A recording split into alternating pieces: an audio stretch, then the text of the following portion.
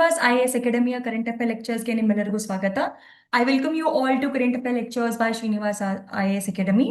Let us see the first topic. ಇವತ್ತಿನ ಮೊದಲನೆಯ topic ಏನಿದೆ ಅದನ್ನ ನೋಡೋಣ ಬನ್ನಿ. ನೋಡಿ, ನಮ್ಮ ಮೊದಲನೆಯ ಟಾಪಿಕ್ ಬಂದ್ಬಿಟ್ಟು ಏನಪ್ಪಾ ಅಂತಂದ್ರೆ, ವಿಜಯನಗರ ಡಿಸ್ಟ್ರಿಕ್ಟ್ ಏನಿದೆ, ಜಿಲ್ಲೆ ಏನಿದೆ, ಅದು ಒಂದು ತುಂಬಾ ಚೆನ್ನಾಗಿರುವಂತ ಸಾಧನೆಯನ್ನ ಮಾಡಿದೆ. ಏನು ಸಾಧನೆ ಅಂತಂದ್ರೆ, ನೋಡಿ, ಕರ್ನಾಟಕದ ಸಕಲ ಸೇವೆಗಳ ಅಡಿಯಲ್ಲಿ ವಿಜಯನಗರ ಜಿಲ್ಲೆಯ ಸಾಧನೆ ಅಂತಂದ್ರೆ, ಕರ್ನಾಟಕ ಸಕಲ ಸೇವೆಗಳು ಅಂತ ಇದೆ. ಈ ಸೇವೆಗಳಲ್ಲಿ ನಮ್ಮ ವಿಜಯನಗರ ಜಿಲ್ಲೆ ಏನಿದೆ ಅದು ತುಂಬಾ ಚೆನ್ನಾಗಿರುವಂತ ಒಂದು ಕೆಲಸವನ್ನ ಮಾಡಿದೆ ಅಥವಾ ಒಂದು ಸಾಧನೆಯನ್ನ ಮಾಡಿದೆ. ಏನು ಸಾಧನೆಯನ್ನ ಮಾಡಿದೆ ಅಂತ ನೋಡೋಣ ಬನ್ನಿ. ನೋಡಿ, ಫಸ್ಟ್ ಸಾಧನೆ ಏನಪ್ಪಾ ಅಂತಂದ್ರೆ, ಸಕಲ ಆ ಸೇವೆಗಳೇನಿದೆ ಅದು, ಅದರಲ್ಲಿ ಬರುವಂತ ಸೇವೆಗಳಲ್ಲಿ ಸಾರ್ವಜನಿಕ ಸೇವೆಗಳಲ್ಲಿ ಆ ಒದಗಿಸಿಕೊಂಡಿರುವಂತಹ ಈ ಒಂದು ವಿಜಯನಗರ ಜಿಲ್ಲೆಯವರು ಕರ್ನಾಟಕದಲ್ಲಿ ಅಗ್ರ ಸ್ಥಾನವನ್ನು ಪಡೆದುಕೊಂಡಿದ್ದಾರೆ. ಅಂತಂದ್ರೆ, ನಾವು ಏನು ಸಕಲ ಸೇವೆಗಳನ್ನ ಕೊಡ್ತಾ ಇದ್ದೀವಿ ಕರ್ನಾಟಕದಲ್ಲಿ ಅಂತಂದ್ರೆ, ನಮ್ಮ ಸಾರ್ವಜನಿಕ ಸೇವೆಗಳೇನಿದೆ ಅದನ್ನ ನಾವು ಸರಿಯಾದ ಸಮಯದಲ್ಲಿ, ಅಂದ್ರೆ ಹಂಗೆ ಅಲ್ಲ, ಆ ಅವ್ರು ಏನ್ ಮಾಡ್ತಾರಂತಂದ್ರೆ, ನೋಡಿ, ಸಮಯಕ್ಕೆ ಸರಿಯಾಗಿ ಈ ಒಂದು ಸಾರ್ವಜನಿಕ ಸೇವೆಗಳೇನಿದೆ ಅದನ್ನ ಒದಗಿಸಿಕೊಡುವುದರಲ್ಲಿ ವಿಜಯನಗರ ಜಿಲ್ಲೆಯವರು ಏನ್ ಮಾಡಿದಾರಪ್ಪ ಅಂತಂದ್ರೆ, ಅವರು ಅಗ್ರಸ್ಥಾನವನ್ನ ಪಡೆದುಕೊಂಡಿದ್ದಾರೆ. ಓಕೆ, ಇದು ತುಂಬಾ ಇಂಪಾರ್ಟೆಂಟ್ ಆಗುತ್ತೆ. ಇದರಲ್ಲಿ ನಾವ್ ಏನ್ ನೋಡ್ಬೇಕು ಅಂತಂದ್ರೆ, ಪ್ರಮುಖ ಕಾರ್ಯಕ್ರಮದ ಒಂದು ಮಾದರಿಯನ್ನ ನೋಡಿ ಅಥವಾ ಮ್ಯಾಟ್ರಿಕ್ಸ್ ನ ನೋಡಿ. ಇಲ್ಲಿ ಎಷ್ಟು ಸೇವೆಗಳ ಅರ್ಜಿಗಳು ನಮಗ್ ಬಂದಿದೆ, ಇಷ್ಟು ಅಂದ್ರೆ 85,978 ಅಂತಂದ್ರೆ 85,978 ಅರ್ಜಿಗಳು ನಮಗೆ ಬಂದಿದೆ. ಅದರಲ್ಲಿ ಅವರು 84,904 ಅರ್ಜಿಗಳನ್ನ ಅವ್ರು ಏನ್ ಮಾಡಿದಾರಪ್ಪ ಅಂತಂದ್ರೆ, ಅವರು ಅದನ್ನ ಸಮಯಕ್ಕೆ ಸರಿಯಾಗಿ ಈ ಅಷ್ಟು ಅರ್ಜಿಗಳನ್ನ ಅವರು ಆ ಅರ್ಜಿಗಳಲ್ಲಿರುವಂತಹ ಸೇವೆಗಳೇನಿದೆ ಅದನ್ನ ಅವರು ಸಲ್ಲಿಸಿದ್ದಾರೆ. ಅಂತಂದ್ರೆ, ನೀವು ಕರೆಕ್ಟ್ ಆಗಿರುವಂತ ದರವನ್ನ ನೋಡಿದ್ರೆ, ಎಷ್ಟು ಅವರು ಕೆಲಸಗಳನ್ನ ಮಾಡಿದ್ದಾರೆ, ಅದರ ಒಂದು ದರವನ್ನ ನೋಡಿದ್ರೆ ಅದು 98.7% ಅವರು ಏನ್ ಮಾಡಿದ್ದಾರೆ, ಕೆಲಸ ಕಾರ್ಯಗಳನ್ನ ಸಮಯಕ್ಕೆ ಸರಿಯಾಗಿ ಮಾಡಿಕೊಟ್ಟಿದ್ದಾರೆ. ಸೊ ಇದು ಏನ್ ತೋರ್ಸುತ್ತಪ್ಪ ಅಂತಂದ್ರೆ, ಇಲ್ಲಿ ನಮಗೆ ಏನ್ ತೋರ್ಸುತ್ತೆ ಅಂದ್ರೆ, ಆಡಳಿತದಲ್ಲಿ ಇರುವಂತ ಒಂದು ಚೆನ್ನಾಗಿರುವಂತ ಒಂದು ಸೇವೆಯನ್ನ ಇಲ್ಲಿ ನೋಡಬಹುದು. ಅಥವಾ ಬಲವಾದ ಸೇವಾ ವಿತರಣೆ ಕೂಡ ಇಲ್ಲಿ ನಮ್ಗೆ ಏನ ಕಾಣಿಸುತ್ತೆ, ಪ್ರತಿಬಿಂಬಿಸುತ್ತೆ. ಸೊ ಇದೆಲ್ಲವೂ ನಮ್ಗೆ ಏನಾಗುತ್ತೆ, ಒಂದು ಇಂಪಾರ್ಟೆಂಟ್ ಟಾಪಿಕ್ ಆಗುತ್ತೆ. ನೋಡಿ, ಈ ತರ ಈ ಒಂದು ಜಿಲ್ಲೆ ಮಾಡಕ್ಕಾಗಿದೆ ಅಂತಂದ್ರೆ, ಬೇರೆ ಜಿಲ್ಲೆಗಳು ಕೂಡ ಇದೇ ತರ ಮಾಡಬಹುದು. ಯಾಕೆ ಈ ಜಿಲ್ಲೆ ಮಾಡಕ್ಕಾಗಿದೆ ಅನ್ನೋದನ್ನ ನಾವು ನೋಡಿದ್ರೆ, ಬೇರೆ ಜಿಲ್ಲೆಗಳು ಅದೇ ಒಂದು ಪ್ರೊಸೆಸ್ ನ ಫಾಲೋ ಮಾಡಿದ್ರೆ, ಅದೇ ತರವಾದ ಒಂದು ಕಾರ್ಯವನ್ನ ಮಾಡಿದ್ರೆ, ಅವರು ಕೂಡ ತುಂಬಾ ಚೆನ್ನಾಗಿ ಸೇವೆಗಳನ್ನ ಸಲ್ಲಿಸಬಹುದು ಅನ್ನೋದನ್ನ ನಾವಿಲ್ಲಿ ನೋಡಬಹುದು. So what is happen here is the Vijayanagara district in Karnataka has done a very good job in Karnataka ಸಕಲ ಸೇವಾ services, right? So what is this? Basically it is in the top position. So the amount of applications that we have received, so this is talking about the public services. Whatever public has asked for the service, they are doing it in time. So it is not just giving the services but also giving them in time. It could be police services or it could be any kind of services, etc. Right? So what you have to understand here is that this. So what we have to understand here is that how much applications we have received. We have received around 85,978 applications. Out of that, around 84,904 applications have been processed on time. So it is somewhere around 98.7% is the on-time disposal that they've done. So this is showing us that there's an exceptional administration that is happening in Vijayanagara district, right? So we will also have to understand that what are the things that is happening in Vijayanagara district so that they're able to do it so well. So we will see that now. So the first thing that we have to understand, this is the same matrix. So here the reasons why this Vijayanagara is having a success. ಏನು ಕಾರಣಗಳಿಂದ ಈ ವಿಜಯನಗರ ಜಿಲ್ಲೆಯಲ್ಲಿ ಈ ಒಂದು success ನಮ್ಗೆ ಕಾಣ್ತಾ ಇದೆ, ಅಥವಾ ಈ ಒಂದು ಈ ತರವಾಗಿರುವಂತಹ ಒಂದು ಪರ್ಫಾರ್ಮೆನ್ಸ್ ನಮ್ಗೆ ಕಾಣ್ತಾ ಇದೆ ಅಂತ ನೋಡೋಣ. ಮೊದಲನೇದು ಬಂದ್ಬಿಟ್ಟು ಬಲಿಷ್ಠ ಆಡಳಿತದ ನಾಯಕತ್ವ. ಅಂತಂದ್ರೆ ಮೊದಲನೇದು ಏನಪ್ಪಾ ಅಂತಂದ್ರೆ, ನಾಯಕರು, ನಿಮ್ಮಲ್ಲಿರುವಂತ ನಾಯಕರು ಏನಿದ್ದಾರೆ, ನಿಮ್ಮಲ್ಲಿರುವಂತ IAS ಆಫೀಸರ್ಸ್ ಏನಿದ್ದಾರೆ, ಬ್ಯೂರೋಕ್ರಾಟ್ಸ್ ಏನಿದ್ದಾರೆ, ಅಥವಾ ಅಲ್ಲಿರುವಂತ ಮಂತ್ರಿಗಳೇನಿದ್ದಾರೆ, ಅವರು ತುಂಬಾ ಚೆನ್ನಾಗಿ ಕಾರ್ಯಗಳನ್ನ ನಿರ್ವಹಿಸ್ತಾ ಇದ್ರೆ ನಿಮ್ಮ ಜಿಲ್ಲೆಯು ತುಂಬಾ ಚೆನ್ನಾಗಿರುತ್ತೆ ಅನ್ನೋದು ಇದಕ್ಕೆ ಒಂದು ಉದಾಹರಣೆ ಅಂತ ನಾವಿಲ್ಲಿ ಹೇಳ್ಬಹುದು. ಅವ್ರು ಏನ್ ಮಾಡ್ತಾರಪ್ಪ ಅಂತಂದ್ರೆ, ಎಲ್ಲಾ ಹಂತಗಳಲ್ಲೂ ಅವ್ರು ಏನ್ ಮಾಡ್ತಾರೆ, ಪರಿಣಾಮಕಾರಿಯಾಗಿರುವಂತ ಒಂದು ಮೇಲ್ವಿಚಾರಣೆಯನ್ನ ಮಾಡ್ತಾರೆ. ಕರೆಕ್ಟ್ ಆಗಿ ನೋಡ್ತಾರೆ ಎಲ್ಲರೂ ಅವರವರ ಕೆಲಸಗಳನ್ನ ಸರಿಯಾಗಿ ನಿರ್ವಹಿಸ್ತಾ ಇದ್ದಾರೋ ಇಲ್ವೋ. ಸಾರ್ವಜನಿಕ ಸೇವಾ ವಿತರಣೆಗಾಗಿ ಕೂಡ ಅವ್ರು ಏನ್ ಮಾಡ್ತಾರೆ, ಜಿಲ್ಲಾ ಮಟ್ಟದ ಕೇಂದ್ರೀಕೃತವನ್ನ ಕೂಡ ಏನ್ ಮಾಡ್ತಾರೆ, ತಗೊಂಡ್ ಬರ್ತಾರೆ. ಹಾಗಾಗಿ ಏನಾಗತ್ತಪ್ಪ ಅಂತಂದ್ರೆ, ಅವರು ಕಾರ್ಯತಂತ್ರವನ್ನ ಮಾಡ್ತಾರೆ. ಸೊ ಈ ತರ ಮಾಡೋದ್ರಿಂದ ಏನಾಗುತ್ತೆ, ಅವರ ಜಿಲ್ಲೆಯಲ್ಲಿ ಅವರು ತುಂಬಾ ಚೆನ್ನಾಗಿ ಕೆಲಸವನ್ನ ಮಾಡಿದ್ರೆ ಆ ಜಿಲ್ಲೆ ತುಂಬಾ ಚೆನ್ನಾಗಿ ಬೆಳೆಯುತ್ತೆ ಅನ್ನೋದಕ್ಕೆ ಇದು ಒಂದು ಕಾರಣ. ಅದು first important reason is the strong effective leadership. So they are going to monitor whether you are doing your work or no. They are also going to check whether they are also going to see the accountability. If you have not done, then you have to tell them what is the reason that you're not able to give the services properly, right? So this is what they're trying to do. Apart from this, they're also focusing on the strategies of public service delivery, etc. Apart from this, the ಎರಡನೇದು ಬಂದ್ಬಿಟ್ಟು ನೋಡಿ, ನೌಕರರ ಭದ್ರತೆ ಅಂತ ಕೂಡ ನಾವಿಲ್ಲಿ ಹೇಳ್ಬೋದು. ಅಂದ್ರೆ ಅವರು ಕೂಡ ಏನ್ ಮಾಡ್ತಾ ಇದ್ದಾರೆ, ಒಂದು ಕಮಿಟ್ಮೆಂಟ್ ಅಥವಾ ಭದ್ರತೆಯನ್ನ ಕೊಡ್ತಾ ಇದ್ದಾರೆ. ಅವರಿಗೂ ಕೂಡ ಏನ್ ಮಾಡ್ತಾ ಇದ್ದಾರೆ ಅಂತಂದ್ರೆ, ನಾವು ಅವರಿಗೆ ತುಂಬಾ ಚೆನ್ನಾಗಿರುವಂತಹ ಟ್ರೈನಿಂಗ್ ನ ಕೊಡ್ತಾ ಇದೀವಿ, ತುಂಬಾ ಚೆನ್ನಾಗಿರುವಂತಹ ನೌಕರರನ್ನ ಕೊಡ್ತಾ ಇದೀವಿ. ಹೀಗಾಗಿ ಅಂತಂದ್ರೆ ಅವರು ಏನ್ ಮಾಡ್ತಾ ಇದ್ದಾರೆ ಅಂತಂದ್ರೆ, ಅವರ ಕೆಲಸದ ಮೇಲೆ ತುಂಬಾ ಚೆನ್ನಾಗಿರುವಂತಹ ಗಮನವನ್ನ ಕೊಡ್ತಾ ಇದ್ದಾರೆ, ಅವರಿಗೆ ತರಬೇತಿಯನ್ನ ಕೊಡ್ತಾ ಇದೀವಿ. ನೋಡಿ, ಅಲ್ಲಿರುವಂತಹ ಸಿಬ್ಬಂದಿಗಳಿಗೇನಿದೆ, ಅರ್ಜಿ ಹೇಗೆ ಹಾಕ್ಬೇಕು ಅಥವಾ ಅವರು ಹೇಗೆ ಈ ಅರ್ಜಿಗಳನ್ನ ಅವರು ಅದಕ್ಕೆ ಪ್ರಕ್ರಿಯೆಯನ್ನ ಹೇಗೆ ನೀಡಬೇಕು, ಇದನ್ನೆಲ್ಲವನ್ನ ನಾವು ಏನ್ ಮಾಡ್ತಾ ಇದೀವಿ, ಖಚಿತವನ್ನ ಪಡಿಸ್ತಾ ಇದೀವಿ. ಹಾಗಾಗೋದ್ರಿಂದ ಅಲ್ಲಿರುವಂತಹ ಕೆಲಸಗಾರರು ಅಥವಾ ಸಿಬ್ಬಂದಿಗಳೇನಿದ್ದಾರೆ ಅವರಿಗೂ ಕೂಡ ನಾವು ಏನ್ ಮಾಡ್ತಾ ಇದೀವಿ, ತುಂಬಾ ಚೆನ್ನಾಗಿರುವಂತಹ ತರಬೇತಿ ಆಯ್ತು, ಉತ್ತಮ ತರಬೇತಿ ಆಯ್ತು. ಹಾಗಾಗಿ ಇದನ್ನೆಲ್ಲವನ್ನ ನಾವು ಕೊಡೋದ್ರಿಂದ ಅವ್ರಿಗೂ ಕೂಡ ಏನಾಗುತ್ತೆ, ಒಂದು ಉತ್ತೇಜನ ಸಿಗುತ್ತೆ, ನಾವು ಕೆಲಸ ಮಾಡ್ಬೇಕು ಅನ್ನೋದು. ಅದಷ್ಟೇ ಅಲ್ಲದೆ ನಿರಂತರ ಕಠಿಣ ಪರಿಶ್ರಮ ಅಂತ ಹೇಳ್ಬೋದು. ಅಂತಂದ್ರೆ ಅಲ್ಲಿರುವಂತ ಎಲ್ಲಾ ಜನರು ತುಂಬಾ ಏನಂತ ಹೇಳ್ತಾರೆ, ದೈನಿಕ ಒಂದು ಸ್ಟ್ರಾಟರ್ಜಿ ಇದೆ ಅಥವಾ ಒಂದು ಟಾರ್ಗೆಟ್ ಇದೆ ಅಥವಾ ಗುರಿಗಳಿವೆ.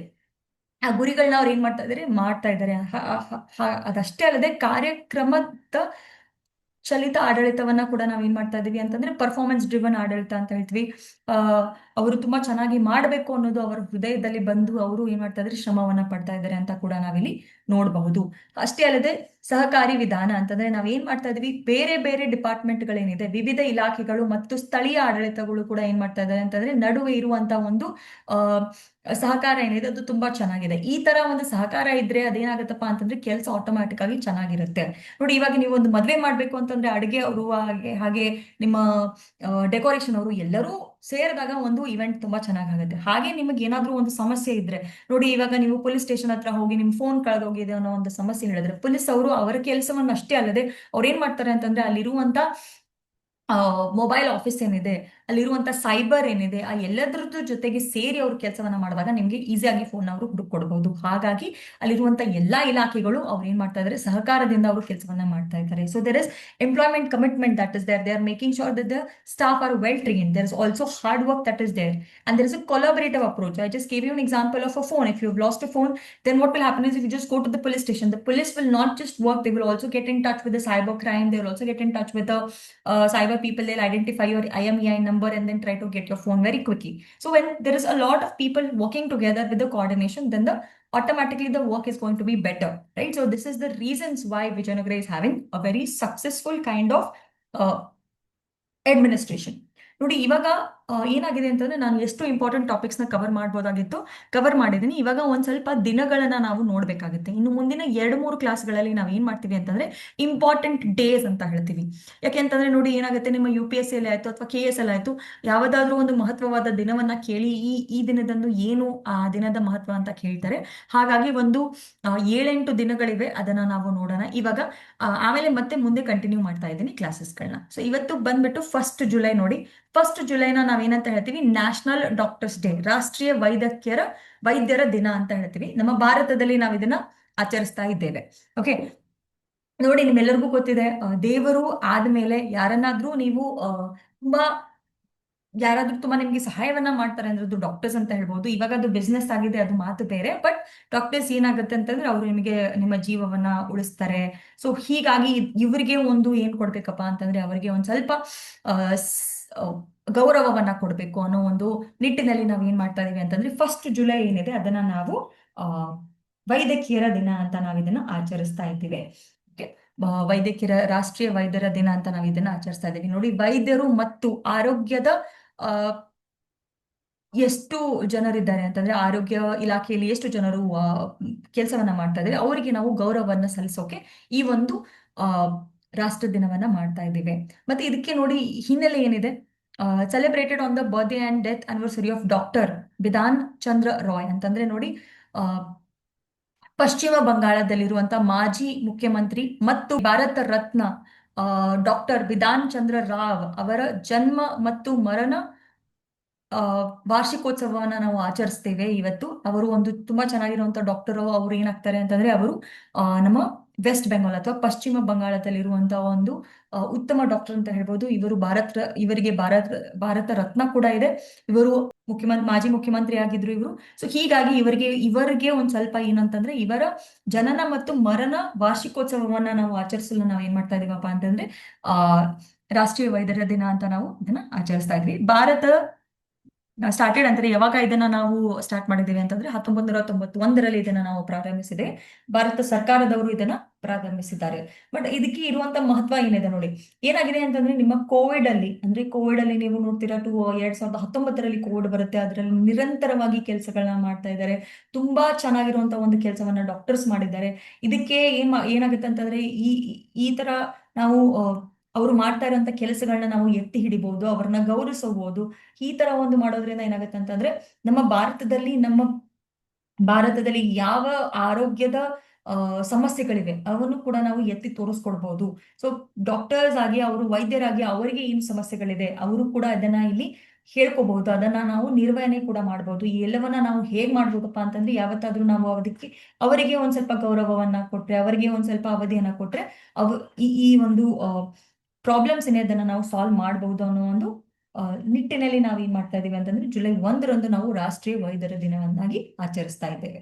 Okay, so the 1st July is considered as the National Doctors Day, and what we are trying to do is we are trying to give honors to the doctors, especially for the healthcare professionals also. It could be nurses, doctors, etc. Now, why are we doing this is because we want to give them some kind of honor. We want to give them some kind of appreciation for the work that they're doing, right? So see, God has created us, but there are so many diseases that are there that we are not able to fight, and that is when the doctors will come into picture, and they are helping us to the level that they can help, right? So it's very, very important that they do it, or it is very important for them to like give that honor to them. And why are we doing this? What is the background? We are celebrating the birth and the death anniversary of Dr. Bidhan Chandra Roy, who was the former CM of West Bengal, and he has also received the Bharat Ratna recipient, right? And we started this in it was started in Government of India by 1991, and we recognize this so that we see that the doctors have played a very important role, especially during the crisis like COVID-19, highlights the challenge in India's health service sector also. So we can create awareness among the people at how Indian healthcare sector is, how people are trying to, develop the better facilities in India, right? So I will stop here for today. We will continue the remaining important days tomorrow. ನಾನು ಇವತ್ತು ಇಲ್ಲಿಗೆ ನಿಲ್ಲಿಸ್ತೇನೆ. ನಾನು ಇನ್ನೂ ಕೆಲವು important ದಿನಗಳಿವೆ, ಅವನ್ನ ನಾವು ಮತ್ತೆ ಬರುವಂತ ಕ್ಲಾಸಸ್ ನಾಳೆ ಮತ್ತು ನಾಡಿದಿನ ಕ್ಲಾಸಿನಲ್ಲಿ ನಾವು ಏನ್ ಮಾಡ್ತೀವಪ್ಪ ಅಂತಂದ್ರೆ ಎಲ್ಲಾ ದಿನಗಳು ಯಾವ ಇಂಪಾರ್ಟೆಂಟ್ ದಿನಗಳಿವೆ ಜುಲೈ ತಿಂಗಳಲ್ಲಿ ಅವನ್ನ ನಾವು ಕವರ್ ಮಾಡ್ತೇವೆ. Thank you so much. ನಿಮಗೆ ಏನಾದ್ರೂ ಹೇಳ್ಬೇಕು ಅನ್ಸಿದ್ರೆ ದಯವಿಟ್ಟು ಕಾಮೆಂಟ್ ಸೆಕ್ಷನ್ ಅಲ್ಲಿ ಹಾಕಿ, ನಾನು ಅದನ್ನ ಇನ್ನೂ ಚೆನ್ನಾಗಿ ಕ್ಲಾಸ್ಗಳನ್ನ ಮಾಡೋಕೆ ಪ್ರಯತ್ನವನ್ನ ಪಡ್ತೀನಿ.